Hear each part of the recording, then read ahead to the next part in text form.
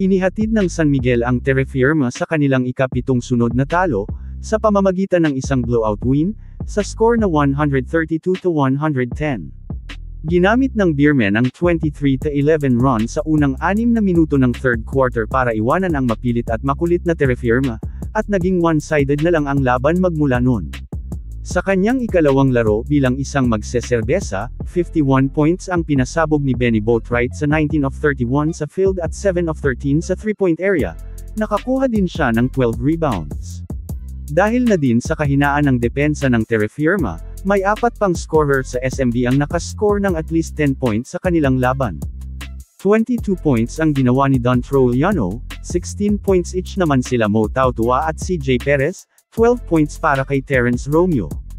Pinangunahan naman ni Javi Gomez de Leaño ang Terrafirma, at nagbigay ng konting pag-asa sa kanila, nang gumawa siya ng 26.7 rebounds at 4 assists, 17 points naman kila Thomas Detay at Chongson.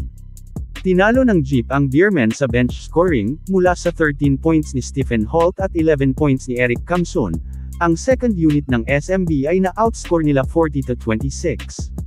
Subalit ang bala ng Beermen ay mas marami, ang starting 5 pa lang nila ay may pinagsama-sama ng 106, at yun ay sapat na para padapain ang kanilang kalaban. Umiscore agad si Boatwright ng 34 points sa first half, 23 ang pinakawalan niya sa opening frame upang palakasin ang kanilang opensa, siya ay 12 of 18 sa field at 4 of 8 naman sa 3-point area. Sinundan naman siya ni Troliano na may 15 points sa 7 of 9 shooting. Ang 11 ay sinimulan niya sa kalagitnaan ng second quarter upang pangunahan ang kanilang rally at mabawi ang kalamangan.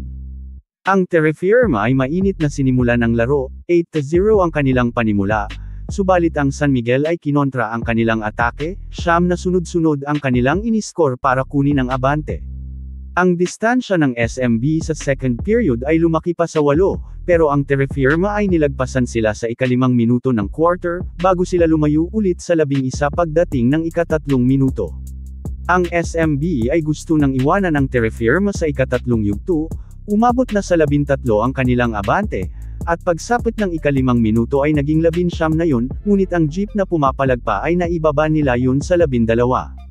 Matapos na maibaba nila sa 9 ang kanilang hinahabol sa simula ng huling quarter, ang Terrafirma ay muling nilayuan ng San Miguel, hindi na nila naibaba ulit sa single digit ang kanilang distansya. At habang unti-unting nauubos ang oras, ang Beermen ay lalo silang binaon, kasabay ng pagwawakas ng laban, nakuha nila ang pinakamataas nilang abante sa buong laro na 22 points.